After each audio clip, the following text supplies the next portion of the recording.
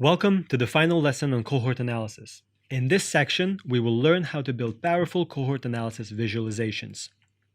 The most effective way to visualize and analyze cohort analysis data is through a heat map. It provides both the actual metric values and the color coding to see the differences in the numbers visually. One of the best things about heat maps is that they are very easy to build with Python's seaborn package. First, we will load the retention table in a pivot format which we built in the previous lesson. It has the same format of data with the lower right triangle filled with not a number values.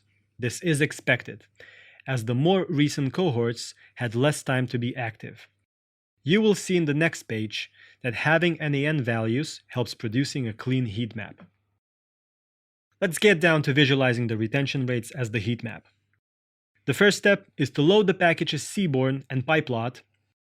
Next, we create an empty figure with a predefined width and height in inches.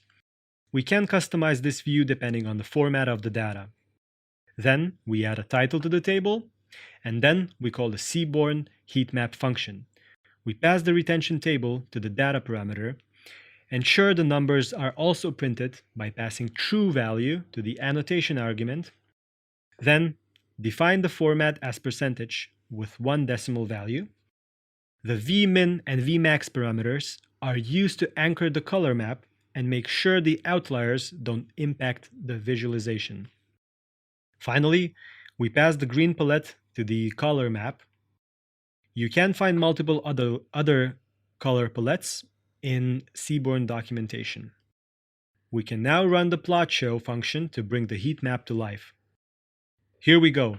The retention rate heat map that we've seen through this chapter is finally built with just a few lines of code. This visualization can be used as a standalone representation of company's retention rate or as an analytical tool to get insights. Great job!